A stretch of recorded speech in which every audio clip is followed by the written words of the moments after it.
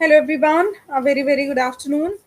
मेधावी है यहाँ पे। मुझे लगता है कि अब आप लोग जो है इंटरेस्टेड नहीं है ये पढ़ने में, तो आज ये लास्ट इसकी क्लास है। ठीक है, उसके बाद हम एनसीईआरटी के टॉपिक्स राइटर्स जो भी हैं उनको हम डिस्कस कर लेंगे। सो अभी ये जो है this is the last class for English literature. So इसमें हमने सारे क्वेश्चंस डाल दिए हैं जो भी इम्पोर्टेंट है उनकी बात करेंगे। तो अभी कोई आया क्यों नहीं है? चलो क्वेश्चंस देख लेते हैं हम एक एक करके।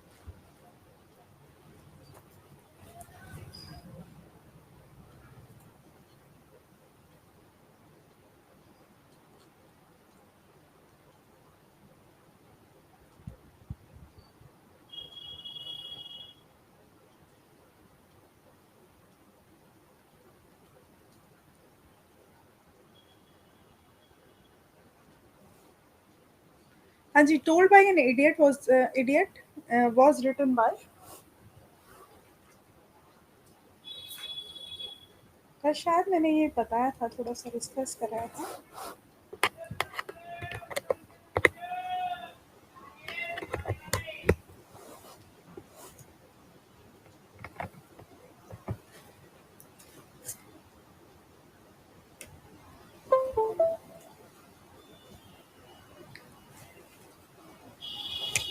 चलो मैं क्वेश्चंस के आंसर्स बता देती हूँ आपको। आप लोग इनके, मैंने कहा था कि ये जो क्वेश्चंस है इनको हम करा देंगे। उसके बाद आज ही हमारा इसका लास्ट क्लास है। मैंने मिक्स क्वेश्चंस ले लिए हैं इसमें, तो ये करा के उसके बाद हम अपना फिर से उस पे टॉपिक्स पे लौटेंगे।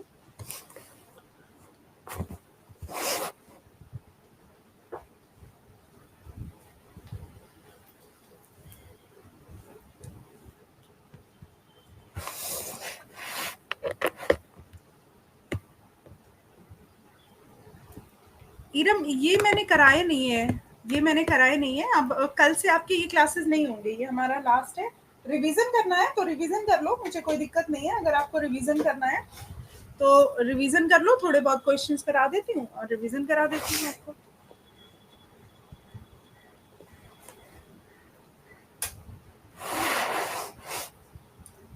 एक एक करके। नहीं करना है, रिवीजन करना है। क्या करना है बताओ?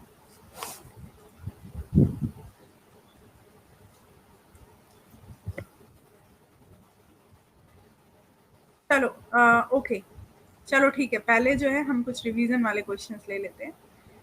सो एनसीईआरटी या एससीईआरटी देख लेती हूँ आपको क्या क्या याद है।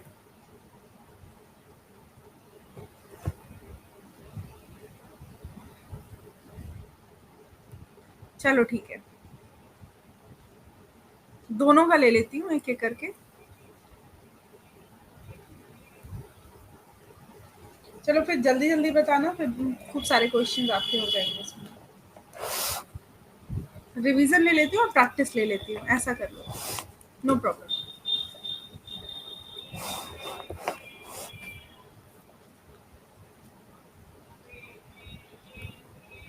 मेधावी इरम। हाँ, पहला क्वेश्चन हमारा यहाँ पे ये है। बच्चे दो ही आए हैं, चलो देख लेते हैं।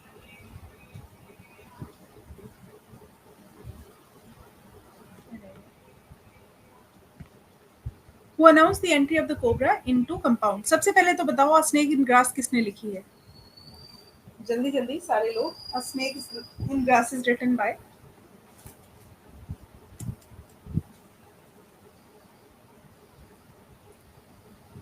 A Snake in Grass is written by।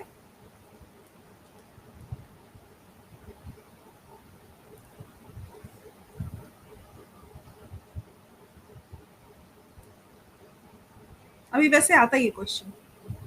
नहीं नहीं, एजी गार्डनर ने थोड़ी ना लिखी है, आर के नारायण ने लिखी है। चलो मैं बता देती हूँ एक एक करके सबको। ये लिखी है आर के नारायण ने। Are K Narayan.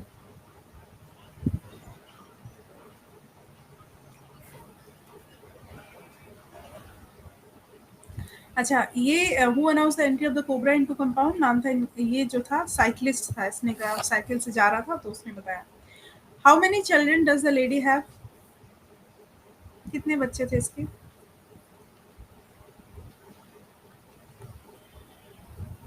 हाँ, कोई बात नहीं। कितने बच्चे थे इसके? ऑप्शन अगर होते तो आप बता देते। 4 बच्चे थे, ठीक है? 4 बच्चे थे। चलो जो आपने कर लिया है उसको रिवाइज़ कर देते हैं, उससे जो क्वेश्चन्स आएँगे वो आपके गलत नहीं होंगे, तो आपके लिए सही रहेगा। व्हाट डज़ दासा? दासा था कौन? दासा जो था वो नौकर था घर का, उसने फैमिली से क्या डिमांड किया? कोई बात नहीं।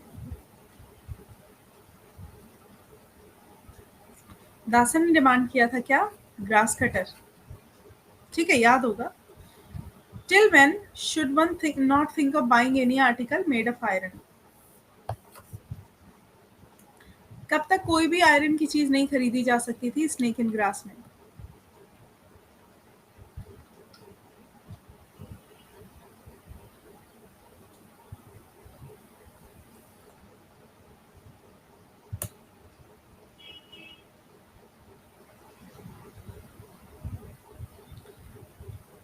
बताओ।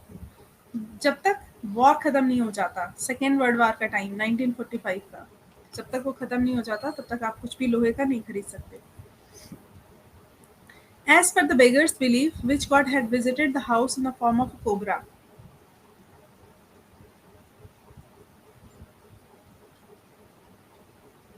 चलो आज से फिर रिवीजन ही ले लेते हैं, आप लोग को वो नहीं करना है तो कोई बात नहीं, क्योंकि रिवीजन भी बहुत सारा करने के लिए बचा हुआ है। सुब्रमण्य।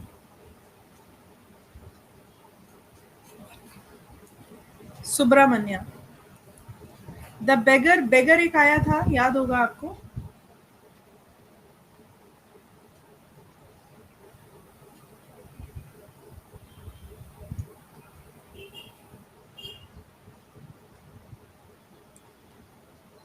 The beggar.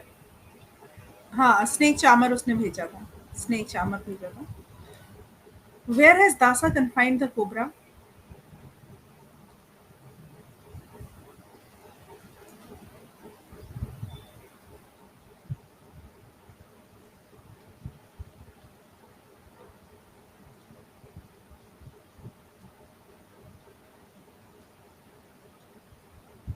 देखो, वाटर पॉट में उसने कोबरा को भर लिया था, और मतलब हालांकि वो झूठ था, बट वाटर पॉट में उसने कोबरा को फिल कर लिया था।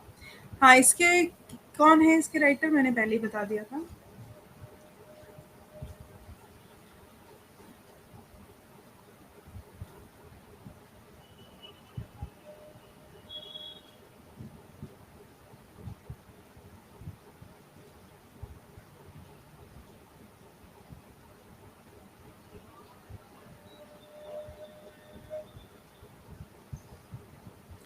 R K Narayan. Narayan. I have been asking for a, ये तो हो गया ना। A snake in the grass opens on a sunny afternoon, a sinister night, a cloudy morning, a gloomy evening. ठीक है, वो अभी जो मैं क्वेश्चंस जो है वो अभी भेज देती हूँ, जो मैंने अभी पीडीएफ बनाई है वो भेज देती हूँ। उनके आंसर्स तो मैंने कराए नहीं है। चलो मैं आंसर्स लगा के भेज देती हूँ।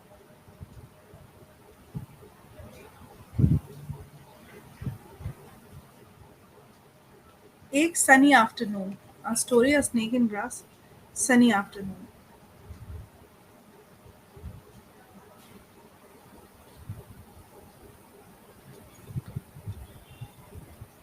The writer says individual liberty leads to social anarchy. ये सच है या, मतलब वो ये कह रहे हैं कि अब ये the rule of the road आपको याद है? The rule of the road.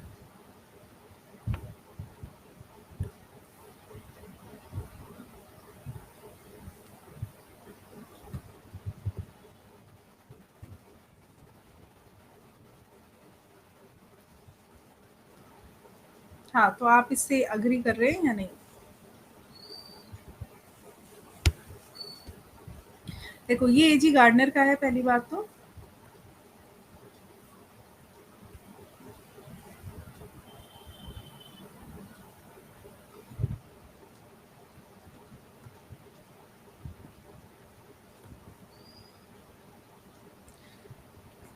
The rule of the road, A G gardener.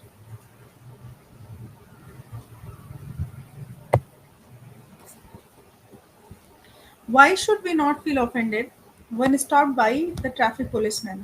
Rule of the road के अकॉर्डिंग हमें ऑफेंड क्यों नहीं होना चाहिए जब हम ट्रैफिक पुलिसमैन के द्वारा स्टॉप किए जाते हैं, तो हमें क्यों ऑफेंड नहीं होना चाहिए?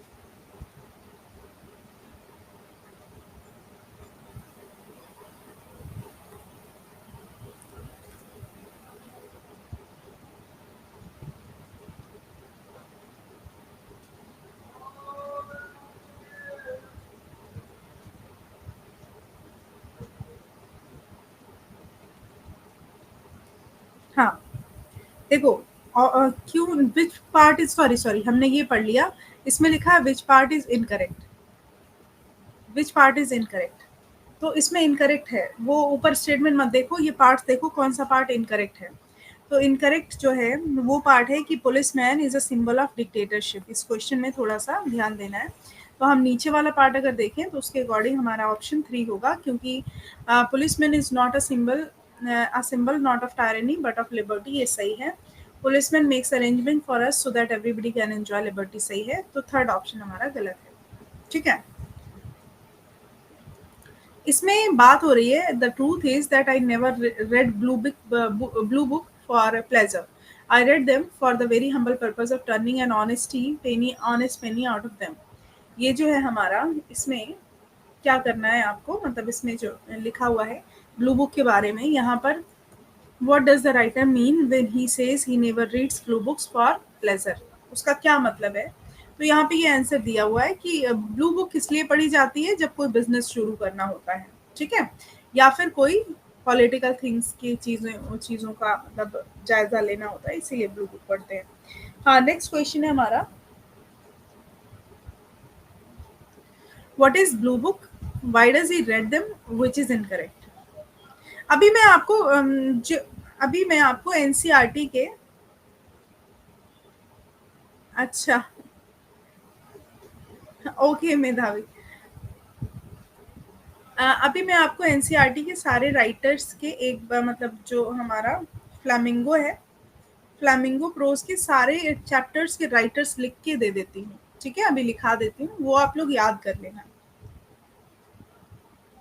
ओके, तो एक नज़र में वैसे आपको मतलब पहले भी याद होंगे, थोड़े बहुत जो नहीं याद है वो याद हो जाएंगे, अभी मैं आपको लिख के दे दूंगी सारे। हाँ, a blue book is a book that contains government records, इसमें बताना है कि इनकरेक्ट कौन सा है। तो इनकरेक्ट ये वाला है कि जो ब्लू बुक है वो एक ऐसी बुक है जो कंटेन स्टोरी करती है फन के लिए, हमारा गलत है, ठीक है, यही बताना। That is incorrect. As I wrestled with, ये तो यहाँ पे कोई दिक्कत नहीं है। It is like little habits of commonplace intercourse that make up the great sum of life and sweeten or make bitter and the journey. What is the journey being referred to here? Journey का मतलब यहाँ पे कौन सी journey से है? Life, death, happiness, mercy.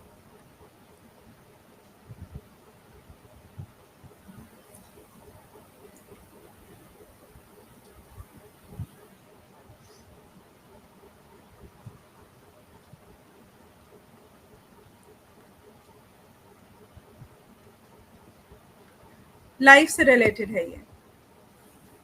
हाँ, animal in prison, animal in prison, writer कौन है इसके?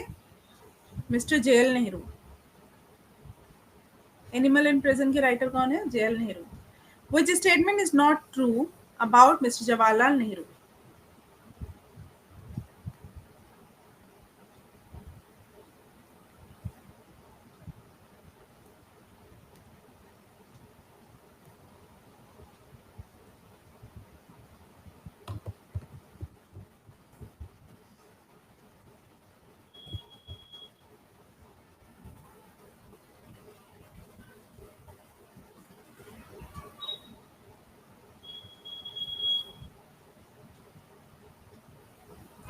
Yes, 1912 एंड 13 और 1921, दो डेट्स है। 1940 तो बहुत बाद का टाइम है। 12 13 ये डेट है और एक और 1921 डेट आई है। तो फर्स्ट जो है पढ़ के इस डेट में लौटे वो। हाँ, बाकी सारे जो है वो सही हैं कि बैरिस्टर बने और उसके बाद पॉलिटिक्स, महात्मा गांधी से इन्फ्लुएंस रहे, हार्वर्ड और कैम्ब्रिज में पढ़ाई करी। कौन सी बुक इनके द्वारा नहीं लिखी गई है?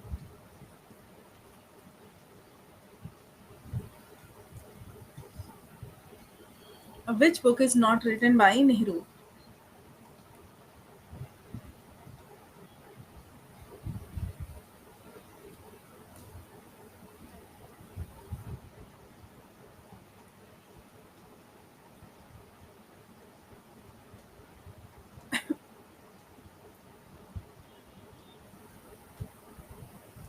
New India. New India Commonwealth ये इन्हीं पे सेंड की है। ठीक है। नेहरू कितने दिनों तक नैनी जेल में रहे?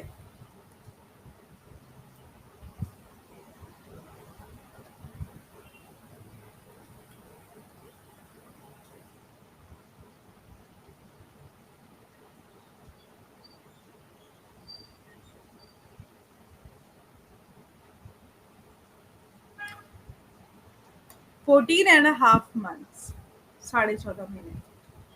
नेहरू को कौन सा प्रिविलेज वहां पे मिला था? The important privilege Nehru gets in jail.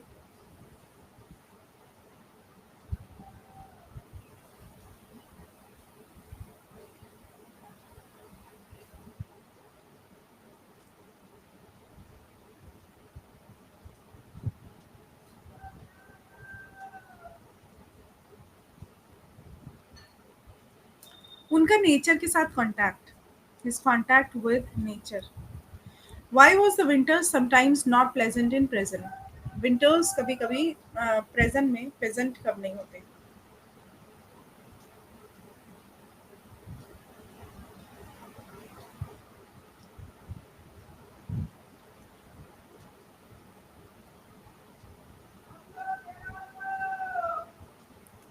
Why was the winter sometimes not pleasant in present?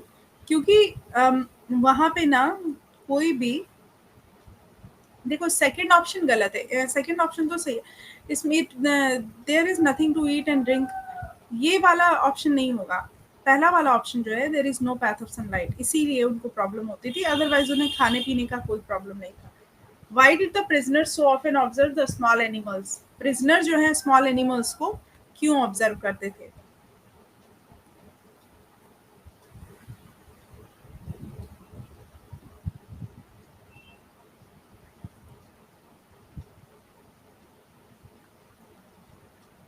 क्योंकि उनके पास कुछ करने के लिए होता नहीं था। ठीक है।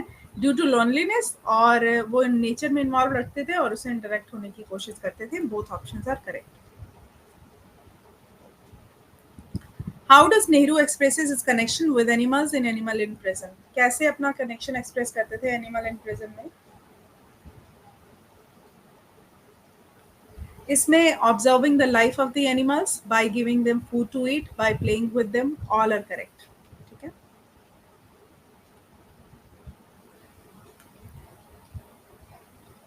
How did Nehru manage not to feel lonely in Dehradun jail?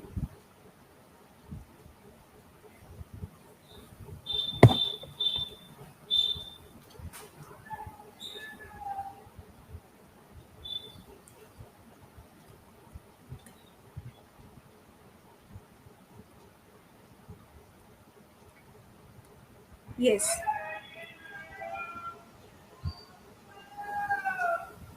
देखो यहाँ पे पहला वाला ऑप्शन ज्यादा अप्रोप्रिएट है, क्योंकि दूसरे वाले ऑप्शन में एवरी जेल लिखा हुआ है और यहाँ पे देहरादून जेल की बात कर रहे हैं। तो हम यहाँ पर फर्स्ट ऑप्शन को चूज करेंगे। Dehradun is always favoured by the rain God. Rain God का मतलब यहाँ पे क्या है?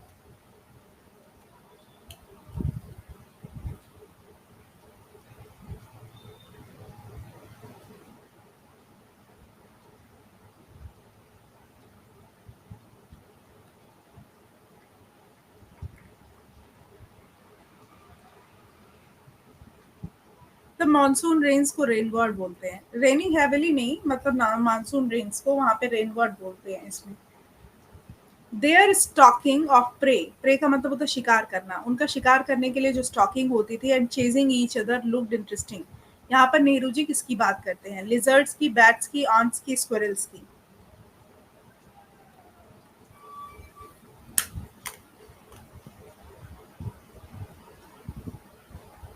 यहाँ पर लिजर्ड्स की बात करते हैं। He found in almost all the jails, like that of Doon. Here they were thousand in numbers.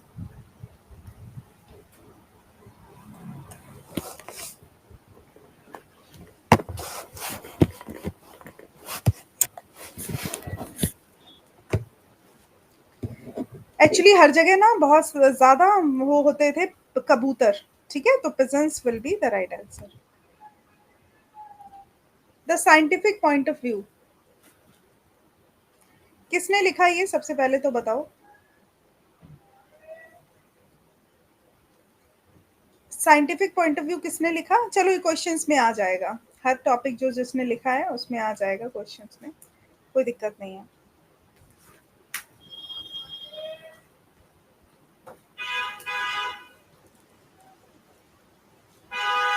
A good scientist will be impartial between, देखो इसमें जो the scientific point of view है इसमें जे एस हल्दाने ने ये बोला है कि मतलब अगर कोई अच्छा साइंटिस्ट है तो वो पृथ्वी की हर चीज को मतलब फीलिंग्स के नजरिए से नहीं, बाकी जो पृथ्वी पर रहता है उस नजरिए से देखता है। उसके साइंटिफिक पॉइंट ऑफ व्यू से पर्सन में और किसी जाति में या मतलब किसी सोलर, सॉरी ये वाला नहीं, सोलर सिस्टम में किसी कीड़े में किसी पर्सन में कोई भी मतलब भेदभाव नहीं है। इनके हिसाब से कोई भी भेदभाव नहीं है। तो यहाँ पर mister Smith, a tape warm and a solar system, इसके बीच में ये इम्पार्शियल है, बिल्कुल भी पार्शियल नहीं है, इम्पार्शियल है, इनडिस्क्रिमिनेट है। अच्छा, जो ये the scientific point of view है ये द इनइक्वालिटी ऑफ मैन से लिया गया है और ये इनके जो राइटर हैं उनका नाम क्या है? जेबीएस हल्डानी, ठीक है? इनकी मृत्यु जो हुई वो भुवनेश्वर में हुई और इसमें लिखा है what can not be determined by science, science के द्वारा क्या डिटरमिन नहीं किया जा सकता। तो देखो, लॉजिक और ट्रूथ ये तो डिटरमिन किया जा सकता है, लेकिन राइट और रॉन्ग डिटरमिन नहीं किया जा सकता। ओके,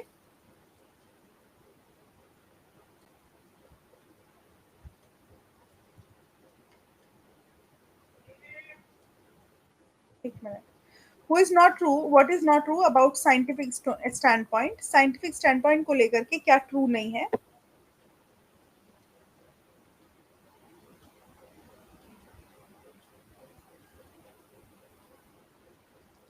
इसके लिए ये ट्रू नहीं है कि ये रिलीजन पर बेस्ड है, बिल्कुल भी रिलीजन का इसमें कोई भी मतलब नहीं है, मतलब रिलीजन से बिल्कुल भी संबंधित नहीं है। The people of older generation or the rural people cover their head with a towel when they have to walk in the scorching sun. Why? और ये इन्होंने लिख दिया है, फिर उसके बाद में लिखा है what which is incorrect। मतलब पहले तो ये बताया गया कि जो गांव के लोग हैं वो अपना सर बांध के चलते हैं जब गर्मी बहुत होती है, कड़कती धूप में, तो पता है सबको, लेकिन इसमें इनकरेक्ट कौन सा है? तो इनकरेक्ट जो है वो ये है कि it is because they have the believe that it will stop them from being sick. ये नहीं, वो बिलीफ की वजह से ऐसा नहीं करते थे। ये चैप्टर जब पढ़ेंगे तो आपको ये पॉइंट सही मिलेंगे, जो इनकरेक्ट पॉइंट है वो ये वाला है, ठीक है? क्योंकि उनका ये मानना था कि अगर वो अपना सर हेड जो है उसको वो करके रखते हैं तो उनको धूप नहीं लगेगी, इवेपोरेशन प्रोसेस रुक जाएगी धूप ना लगने की वजह से, तो इसीलिए वो अपना ज़्यादा देर तक उनकी एनर्जी बनी रहेगी। तो ये रीज़न था, ना कि कोई बिलीफ। तो पुराने लोग जब भी कोई काम करते थे तो ज़रूरी नहीं कि कोई बिलीफ पर करें, ठीक है?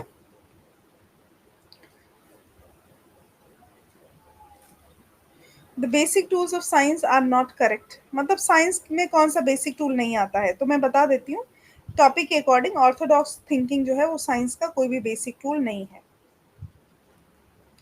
साइंटिफिक पॉइंट ऑफ व्यू किसे कहते हैं और इसमें कौन सा इनकरेक्ट है? इसमें कौन सा इनकरेक्ट है?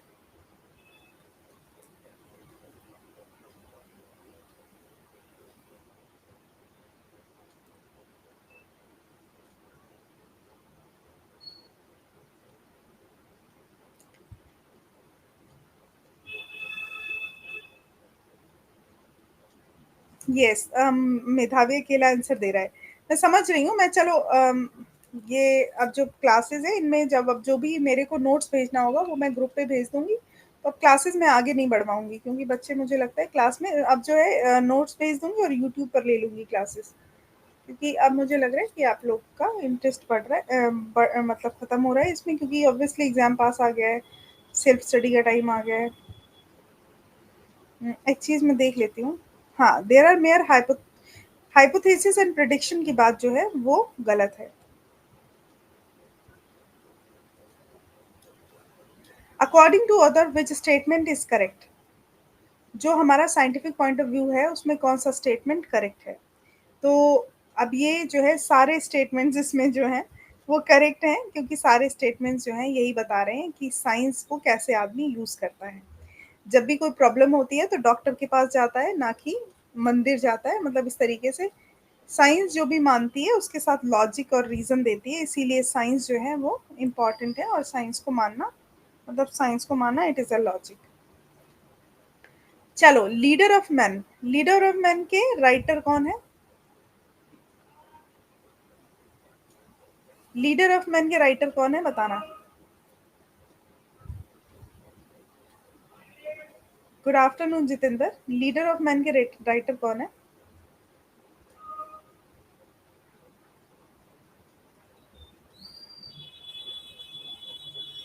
सिद्धार्थ चौधरी। आप लोग याद कर लो इनको, ठीक है। और यहाँ पे मैं एक काम और कर रही हूँ,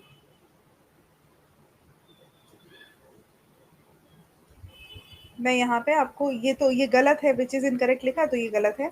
यहाँ पर मैं आपको फ्लेमिंगो प्रोज एनसीईआरटी के सारे राइटर्स बताए दे रही हूँ। ओके, ये मैं नोट्स आपको भेज दूंगी।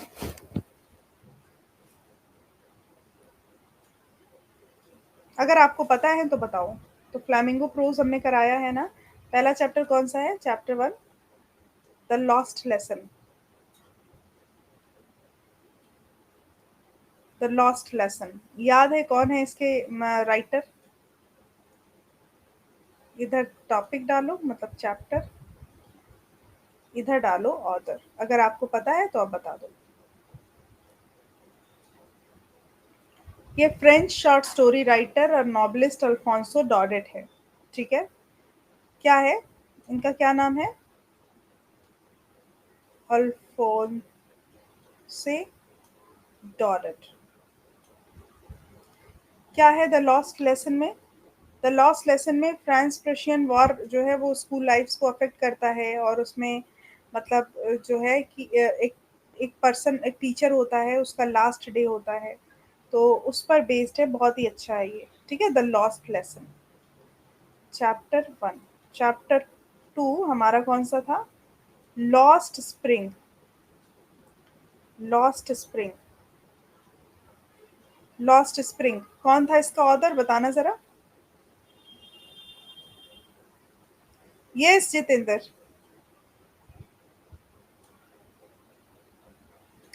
किसके द्वारा? बताओ। लॉस्ट स्प्रिंग, लॉस्ट स्प्रिंग जो है बच्चों का जो मतलब चाइल्डहुड जो खो गया था।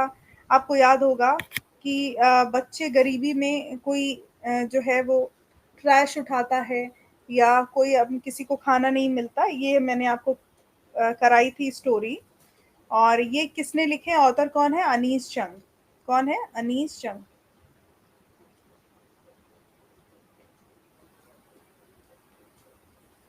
डीप वाटर, डीप वाटर जिसमें वो पानी से डरता है।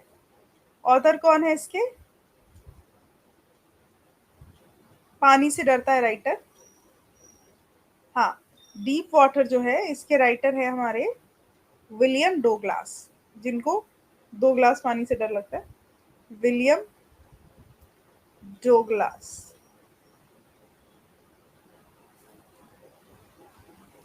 चौथा चैप्टर हमारा कौन सा था? The rat trap. The rat trap के राइटर कौन है? इनका नाम था, ये स्वीडिश ऑथर है, सेल्मा लेजरलॉफ।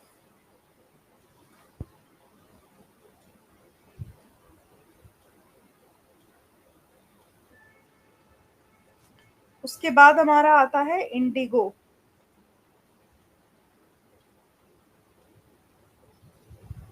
इंडिगो के राइटर कौन है?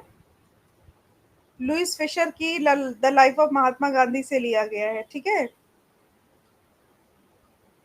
Louis Fischer, the life of Mahatma Gandhi.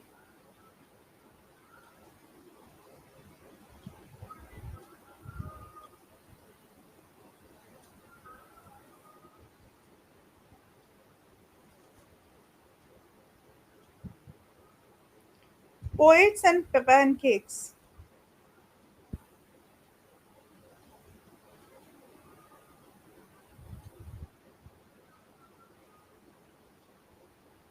ये किसने लिखी है?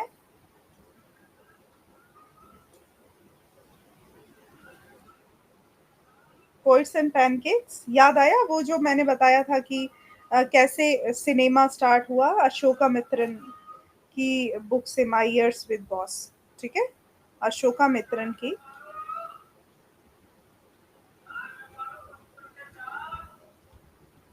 My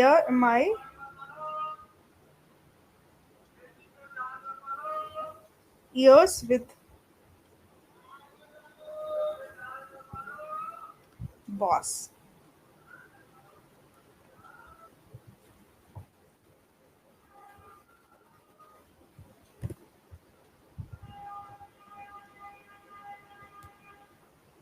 the interview.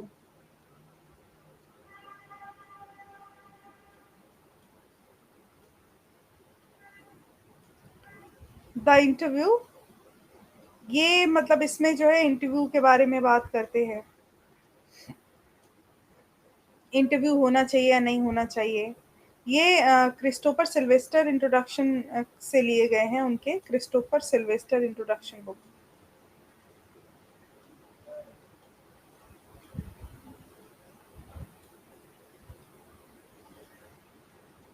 Introduction penguin publication के जो बुक्स थे उससे लिए गए हैं। नेक्स्ट था हमारा गोइंग प्लेसेस, करा दिए थे मैंने वैसे ये, मतलब टॉपिक्स। गोइंग प्लेसेस, ये ए आर बार्टन ने लिखा था। गोइंग प्लेसेस लिखा था ए आर बार्टन ने। ठीक है, चलो पोइट्री के राइटर्स लिख देती हूँ आपके सारे, और ये याद कर लेना, एक बार नजर डाल लेना। ओके। हाँ, ईरम चली गई और बच्चे आए हुए हैं, बट ये बच्चे शायद ई एम आर एस का बता रहे हैं। ई एम आर एस का चल रहा होगा मीन वाइल। अभी नहीं करा रही हूँ मैं ई एम आर एस, कराऊंगी बट अभी नहीं करा रही हूँ। हाँ, बताना जरा, अभी देखो। पोइट्री के, मैं पोइट्री में आपको सारे करा देती हूँ, वो याद कर लेना, मैं लिस्ट आपको भेज दूंगी अभी ये। पोइट्री का पहला टॉपिक क्या था? My mother eight 66। My mother eight 66। एक जगह लिख देती हूँ, ये किसने, किसकी बुक से लिया गया था? कमला दास की। कमला दास की। ठीक है। नेक्स्ट हमारा था, इंपॉर्टेंट था, an elementary school classroom in slum. Classroom in a slum.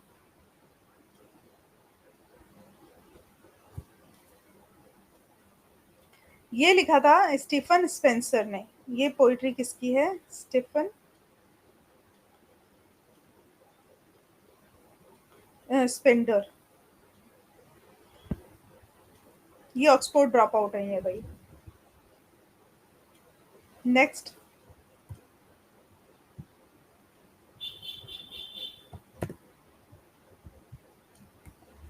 Next है कीपिंग क्वाइट।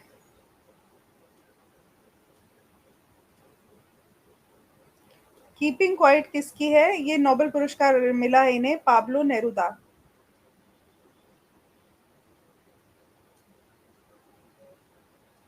Pablo Neruda. ठीक है, keeping quite. A thing of beauty, ये नोबेल पुरस्कार में, नोबेल लॉरिएट है ये।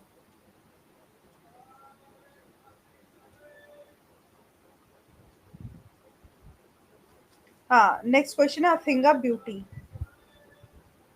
अ थिंग ऑफ ब्यूटी, ये लिखा है जॉन कीट्स ने।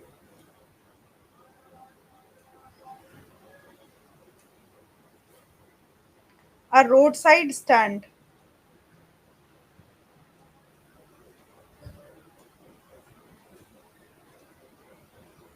ये रॉबर्ट फ्रॉस्ट का है। ये मैंने अभी आपको इनके नाम सब कराए हुए हैं, मतलब जब मैंने literature, history of English literature कराया था तो इनके नाम आए थे। Aunt Jennifer's tiger. Aunt Jennifer's tiger. ये है एड्रियनी रिच का। Adrienne Rich. ठीक है, विस्टास का लिखने की जरूरत है क्या?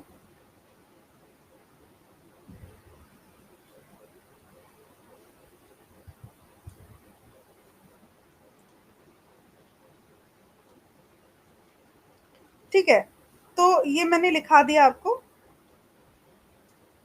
ये एक बार आप लोग देख लेना, रिवाइज कर लेना।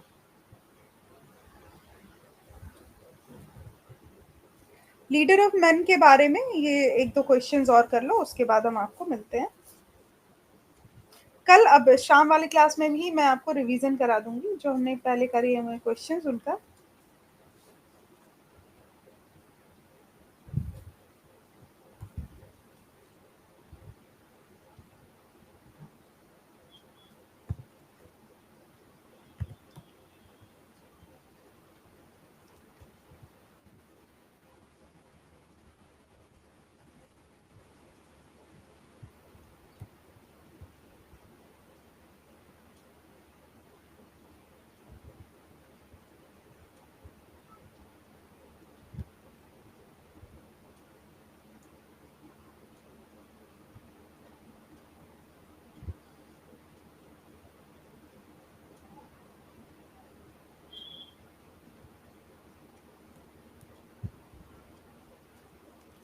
नहीं नहीं, लास्ट क्लास क्यों है अभी मेधावी? अभी लास्ट क्लास नहीं है, अभी मैं आपको रिवीजन लेके आऊंगी, अभी कुछ चीजें बची हैं वो लेके आऊंगी।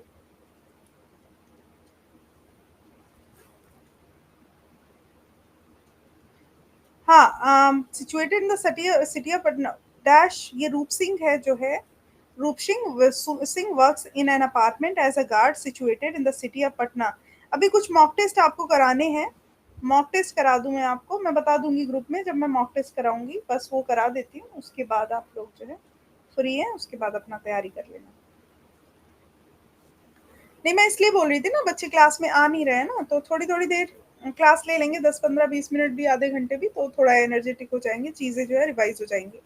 Mister Kidiya is. और 7 बजे वाली जो क्लास होगी उसपे हम टीजीटी के सारे एनसीईआरटी के राइटर्स जो हैं पोइट्री के, सबके एक एक उसमें लिख के बता देंगे, एक नज़र में देख लेना सारे।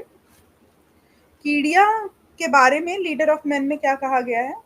विच is not true, a businessman lives on one flat. जो ट्रू नहीं है, ट्रू ये नहीं है कि वो पोलाइट मैन नहीं है। द राइटर फर्स्ट सॉ रूप when he was indulged in hot discussion with Mr. Kedia. कहाँ? At a railway platform, at a marriage hall, at a reception counter in the lobby, at a cinema hall. So जो hot discussion चल रहा था वो कहाँ चल रहा था? At the reception counter in the lobby.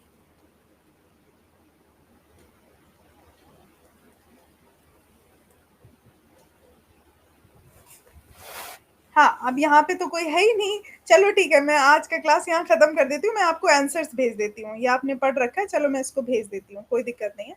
Dash has sundry business. किसके बारे में बात कर रहे हैं? ये कीड़िया के बारे में बात कर रहे हैं। मैं आपको जो है ना इसमें आंसर्स सारे बता देती हूँ। रूप सिंह कैसे अदर गार्ड्स से डिफरेंट था? क्योंकि he is a tall man with well built body, has self confidence and boldness, इसीलिए डिफरेंट था। Who told the other that other guards did not like him because Roop Singh was a forward caste? Munna ने बताया, मुन्ना जो कि नौकर था other का, उसने बताया कि वो जो है रूप सिंह को लोग पसंद नहीं करते क्योंकि वो फॉरवर्ड कास्ट है। ठीक है, रूप सिंह ने अपना टीचिंग का जॉब इसलिए छोड़ा था क्योंकि उसे 6 महीने से सैलरी नहीं मिली थी। He did not get salary for 6 months. ठीक है, रूप सिंह ने एक रात को उसके ऑथर के पिता को 100 रुपीज के लिए पत्र भेजा था। तो लेटर किसको दिया था? राइटर के पिता को। जो ऑथर था वो रूथ से काफ़ी सिम्पैथेटिक था क्योंकि वो जो था काफ़ी मतलब कॉन्फिडेंट और बोल्ड पर्सन था, इसीलिए झूठ नहीं बोलता था। Dash also manage to get Roop Singh beaten by hired criminal.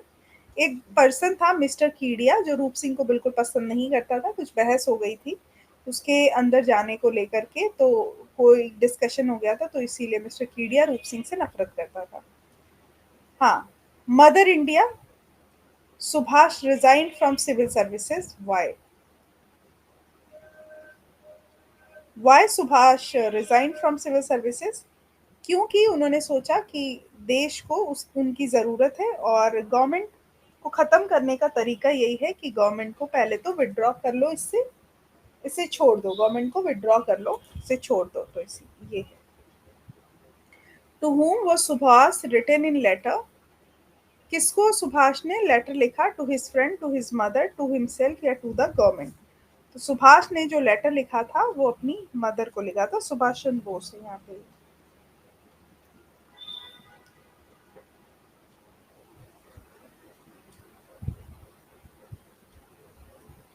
Why Subhash was not happy while writing the letter?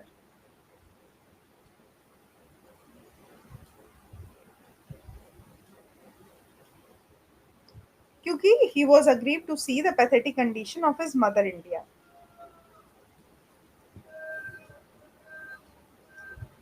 हाँ, when and how Netaji died. On August 18, 1945, he was going to the Soviet Union in the Japanese plane, जो कि Taipei में crash हो गया। What did Subhash not like in Puja celebration? Puja celebration को क्यों पसंद नहीं करते सुभाष? क्योंकि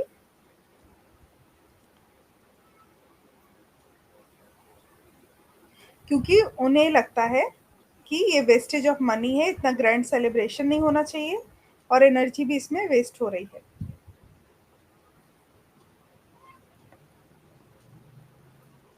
सुभाष का अगर रिलीजियस पॉइंट ऑफ व्यू की बात करें तो he is a very religious person और मेडिटेशन में अपना टाइम जो है वो बिताते थे। ही मेंशन सैक्रेड रिवर्स।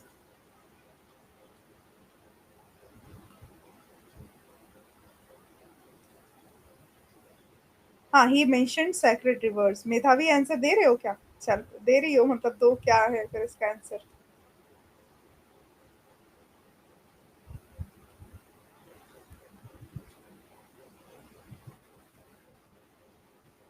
उन्होंने कौन सी सैक्रेड रिवर्स की बात करी थी?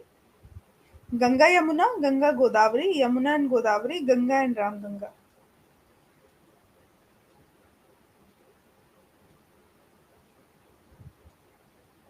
गंगा और गोदावरी की बात की थी उन्होंने।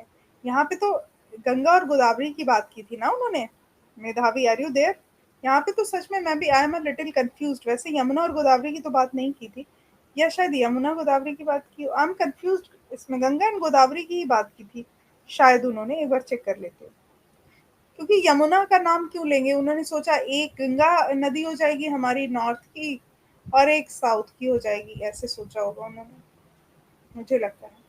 What was the only way out to get rid of British rule and the beginning of a golden chapter? मतलब ब्रिटिश रूल और गोल्डन चैप्टर को शुरुआत करने के लिए मतलब कौन सा तरीका ज़्यादा अच्छा था? He expected sacrifices from the people of the country. उन्होंने मतलब देश के लोगों से सैक्रिफाइसेस की बात की। उन्होंने नया विगर दिखाया, नई स्ट्रेंथ दिखाई। इसका मतलब बोथ जो है वो सही।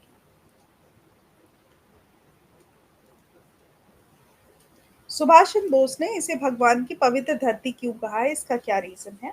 उन्होंने कहा है कि बहुत बार ऐसा हुआ है कि तब ये पवित्र धरती है भगवान की, क्योंकि भगवान बहुत बार मतलब हमें बचाने के लिए आए हैं।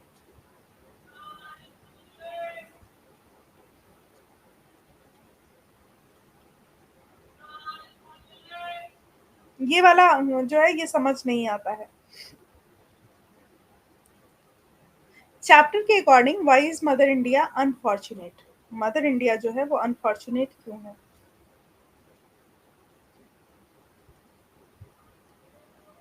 हुँ, क्योंकि उनके पास कोई सेल्फलेस सन नहीं है, इसलिए। चलो ठीक है गाइज़, अब हम आपको मतलब मिलते हैं 7 बजे वाली क्लास में, जहाँ पर हम एनसीईआरटी के सारे टॉपिक से जुड़े हुए क्वेश्चंस, मिक्स क्वेश्चंस आपको कराएंगे। Basically it will be a kind of mock test. Okay, चलो बाय बाय।